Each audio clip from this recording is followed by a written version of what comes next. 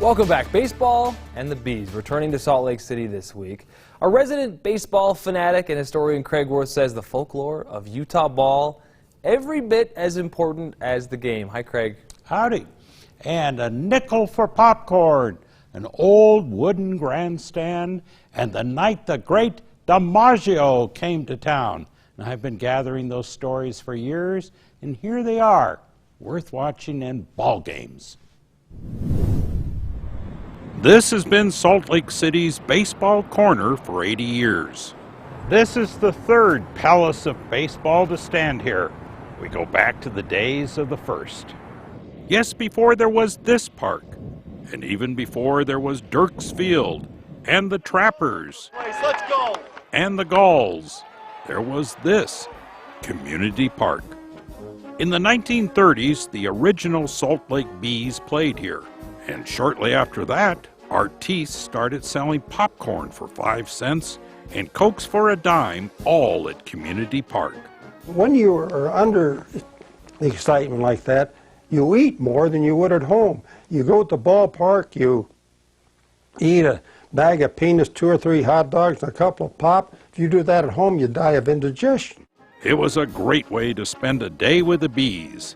They were our boys. Most grew up playing ball in warm southern states and had never been to Utah before the nights at Community Park. One man who sat in the old rickety press box remembered them. The late John Mooney, the legendary Tribune sports editor, says the players were generally homesick. They were so happy to see a newspaper guy that asked them a question that they would. We used to have to almost drive them out of the office. They'd be up here all the time. They didn't have any money, and they'd want to come up and look at the newspaper files and look at the negatives, see if their picture was in the paper. But then the scoreboard was blank. The war came, and minor league baseball was suspended.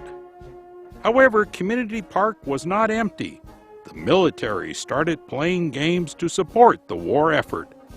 And thus we would have maybe the greatest baseball night in Utah history. Soldier Joe DiMaggio and his Santa Ana Air Base would play the Salt Lake Air Base. The great Yankee Clipper, now Sergeant DiMaggio, would be here in person. Oh, there was a parade through town. The papers couldn't get enough of this. The Tribune showed his eyes, his grip, and his stance. This could not have been bigger. You couldn't have squeezed another fan into the place. We had one of the largest crowds ever in Community Ballpark. We had to seat them out around the fence. There were over 8,000.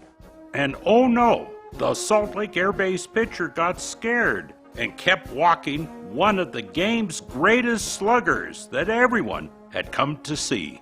First time up at bat, DiMaggio comes up, there's 2 men on base, and they walked him. I thought we were going to have a riot. Anyway, he did get a couple of hits. It was another night at Community Park, a place where people ate peanuts and watched ball games. There were cracks between the wood planks that people sat in, and people in eating peanuts at the time would drop shells down between the cracks in the boards, and if a person at that time would drop a match or a cigarette, the peanut shells would start smoldering, and we had water handling in a bucket, and they would warm up and dump the bucket on the plank. And one night the bucket was not enough, and Community Park burned to the ground. So the city built a second park, Dirks, but that is another memory for another time. Baseball. It's a game you watch in the present, but you certainly think about the past. Oh yes, I would have given anything to have been a baseball player. Only an inability to throw, catch, hit, or run kept me from that dream. Otherwise, I would have been a ball player. I could see you being an umpire with that baritone voice. I could see that. I can't do that either. I used to umpire, so I had to try that. It's been a while. Thank you, Craig. That was really fascinating.